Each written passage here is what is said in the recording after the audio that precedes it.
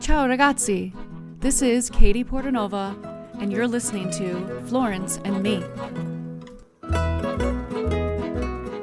I'm a lover of stories and all things Italian, and I'm going to bring you all that in this podcast. My intention is to inspire you to step out of your comfort zone and explore life and travel the world. Join me as I tell you my story and many others about Italy and my love, Florence. Andiamo! Ciao! I am back for a new series, which I neglected to say on the last podcast. My series is, this is an educational series about how to educate you on traveling overseas. And I'm starting with the first step. And the last year or so, I've met a lot of people that don't have a passport. And you might be one of them that's listening, and maybe you're waiting for your passport to come in the mail. I don't know. Or maybe that's what's holding you back from being more travel wise and travel eager to go overseas, to go to Mexico, Canada, I don't know, wherever you want to go. So I'm not going to necessarily focus a lot on Italy, but I might just put in a little bit of my 2 cents about Italy here and there, because, I can't not talk about Italy on this podcast. So for this podcast, I'm calling it How to Apply for Your Passport, your first time passport. So I recommend, if you've never, ever thought I will ever have a passport, I suggest you go to travel.state.gov. Travel.state.gov. If you're doing it with me, I'll wait for you to catch up. Travel.state.gov. Or just put in Google how to apply for a U.S. passport. And those of you in other countries, maybe you could do this along with me, but with your own government site. So when you get to that website, you will see, get a new passport, find international travel information, get U.S. visas. I would just simply go to get a U.S. passport. Now, the next page talks about I need a passport or I already have a passport. So if you already have a passport and you need to renew, underneath that prompt, you'd go to the last one. Actually, no, I'm an adult renewing by mail. So you would click that link and follow that. But I'm going to focus on people, travelers that have never, ever filled out a passport application. Now, I'm not going to go step by step because that's boring, right? So, but I'm going to show you just how to do it. So if you're following along with me, I'm under I need a passport, and I'm choosing I'm an adult, okay? And if you have children and everything, you can follow the prompts underneath that one. So you have to apply in person for your passport. Now, I don't remember applying for in person, but again, times have changed since I first got my passport, 20 some years. So these apply in person if you respond yes to any of these questions. Okay, so I'm applying for my first passport. That's you. So you would have to apply in person. If your previous U.S. passport was issued when you were under age 16, you would have to apply in person. I'm applying with my child who is under 16. You would have to apply in person. Okay. So how do you do that? There's a nice little video here on YouTube. I'm not going to play it, But you'll fill out, if you keep scrolling down, there's a YouTube video that says applying in person for a U.S. passport 2022. To fill out the form DS-11. Okay, so there's a form filler, which I don't really like. I mean, I do. No, I do. I like that one because then you don't have to read my handwriting. The PDF is to print out, and then you just fill out all the information. Okay? I'm just reading the top. Above the video, it says, avoid the top mistakes on passport applications. Complete all sections of the form, including entering your correct social security number, and do not leave anything blank. If you're applying for the first time or with your child, wait to sign the form until you are instructed to do so. Okay, that's important. So don't sign anything before you're in front of somebody at your interview, basically. Closely follow our passport photo requirements. I've had trouble with this. This has always been a problem. So make sure you follow those, and we can go over those too. And provide the correct evidence of U.S. citizenship. Okay, now, U.S. citizenship. Now, I'm going back to number 2. We did application DS-11. Now we're going to number 2, provide evidence of U.S. citizenship. So you need an old or full validity undamaged U.S. passport. Expired passports are accepted. That is one, which if you're not going to do that because this is your first one. So you'd need a birth certificate, U.S. birth certificate, that has been issued by city, county, and or state of birth. List your full name, date of birth, and place of birth. List your parents' full names. Has the date filled by the registrar's office. Has the registrar's signature, and has the seal or stamp from the city, county, or state which issued it. So that's one, birth certificate. This one wouldn't apply. No, the rest wouldn't apply. So I would say birth certificate, best bet. Okay. There's other ones that are more for people that are outside of the U.S., that want to become citizens and all the things. Okay. Okay. You cannot submit digital evidence of U.S. citizenship, such as mobile or electronic birth certificate. You must submit physical evidence of U.S. citizenship and a photocopy of the document. Very important. Okay? So make sure you take a photocopy of your birth certificate. And as you keep scrolling, if you're still with me on the page, it shows your birth certificate and how it should look or what it should have. It has all the steps. Okay. Step 3, bring a photocopy of the U.S. citizenship evidence to this appointment.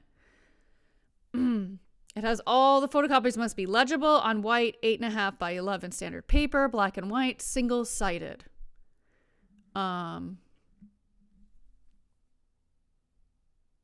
Okay, yeah. Present ID, number 4. So you must present one of the following identification documents to the acceptance agent. So a valid or expired undamaged passport. Okay, we already said that. An in-state fully valid driver's license. A certificate of citizenship. A government employee ID. A green card, which my husband has. It has to be some sort of ID with your picture on it, basically. So, best bet, excuse me,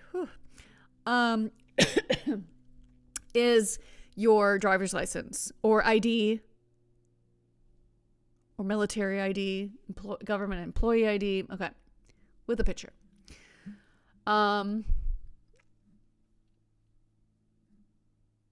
Yeah, okay. I'm sure all of you are going to do this within your state. Some of these have options, but again, you can read through this because I gave you the website. You need a photocopy of your ID. So they're not going to make a photocopy of it. You need to bring it. So front and back of your ID. Same. Photocopies must be legible on white, 8.5 by 11 standard paper, black and white, single-sided. Well, single-sided, front and back. Okay. Determine any special circumstances. Okay. None of these probably would be something you guys need, but children under 16, there's another link. Children 16 to 17, there's another link. Yeah.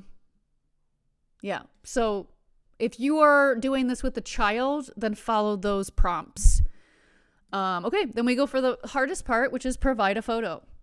So the photo, if you go to Walgreens or other places with photo places, I don't know, I'm trying to think of other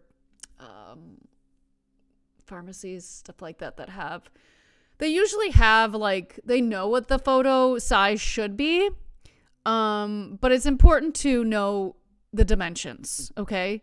So it needs to be 2 by 2, taken within the last 6 months in color. Okay. So you're not doing, taking it with taken with a white background, which usually all these places have. There's no selfies, which nobody's going to accept it anyway. No filters or touching up. Obviously, don't put things on your face. So that's important. A recent picture, 2 by 2 in color, taken with a white background. Again, all these things can be done at said pharmacy, Walgreens, CVS, other places that you go to get photos, even though not a lot of people get photos anymore. And then as you scroll down, it says photo examples. Like, if you wear glasses, you're not allowed to wear your glasses. Yeah, I mean, there's just different things that, yeah, they can just tell, like, when it's fake. So just make sure. Hats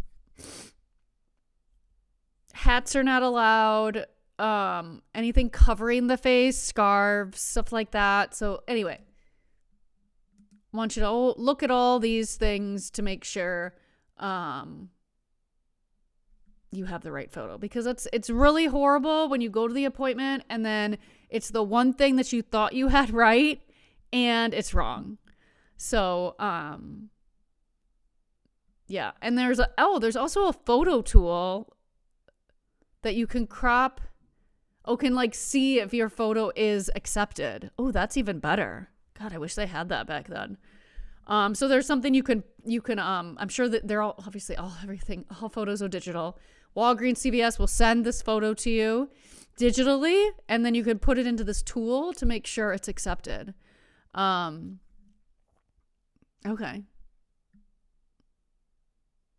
Okay, great. That's perfect. Okay, now I'm going to go back to my list. Okay, calculate fees. Okay, this is the best part. So it's your first passport. Okay, so price now for your passport book is what you're looking for, because that's where they stamp the pages, is $130 plus $35 acceptance fee. I don't know what that means. Just maybe your first one. Yeah, there is expedited services, like fees you have to pay if you need it like right away, which I'm sure none of you do. For children, it is for a passport book is $100 plus the $35 execution acceptance fee, which I'm guessing just a processing fee. Oh, please note, you must pay the execution acceptance fee separately at the acceptance facility. See? Yeah. Then, how do you fill out the check for the application fee? So it shows you how to fill out the check. So I guess you have to write a check. So that's important. Okay. Find a location to apply and submit completed application. Okay, so when you have all these documents put together, that's when you're going to go make an appointment. Okay. Now, again, I'm not expecting any of you guys listening to this, you're traveling, oh my God, in like 2 weeks. So we're going to go to passport acceptance facility link, and you put in your zip code, and usually it's a post office, at least the last time I checked. Let's see. Yeah, it's my post office, public library, post office, library. Yeah. post offices and libraries that do it. Good to know. Okay. So you get to choose. You can see that right on there. This is really easy to follow. I really enjoy this now. And then after you do the application, I don't know how long the interview is. My sister did it a few months ago with her and her son, my nephew, and I don't think it was very long. Actually, no, she needs to do it. That's what I meant. She needs to do it. Yeah. So you can subscribe to email updates for your application. It may take 2 weeks from the day you apply until the application status is in process. During these 2 weeks, your application is delivered to a mail facility, your payment is processed, and your application is scanned and sent to us. If your passport status says not available, your application supporting documents are safely on their way to us. Okay, so that's it. Easy peasy, right? I mean, it only took me a little over 15 minutes to explain it to you. But yeah, I mean, if this is one of your barriers, I literally just walked you through the process. And it's there on travel.state.gov. Get a new passport. Get a passport, right? Yeah, I hope this was helpful. I just heard in the past, like, ever since I started my business, I've run into so many people that have like never had their passport. So this was one of the biggest things, and I'm like, okay, maybe I just need to talk about it, like how to get your passport. Because yeah, it's easy to look at a video, or there are videos on this page as well. But maybe you needed me to tell you, and I'm glad I could. So I hope this was helpful. I hope you have a lovely day. Buongiorno, buonasera, buonanotte, wherever you are. And the next episode is going to be next Friday. We're going to talk about layovers and how do they work? What do we do? Should I have a long layover? Should I have a short one? All the things like bring us anxiety when we travel, right? Allora, ciao ciao, ci si vede. I am beyond grateful for you listening to my podcast right now. I am so excited to share my journey of living abroad and all my stories of Florence and Italy and all the places in between that I've visited. If this has reached you in any way and you would like to continue, please subscribe now. Also, go check out my website, trulyitaly.tours, for all my travel experiences. Ci si vede. Ciao.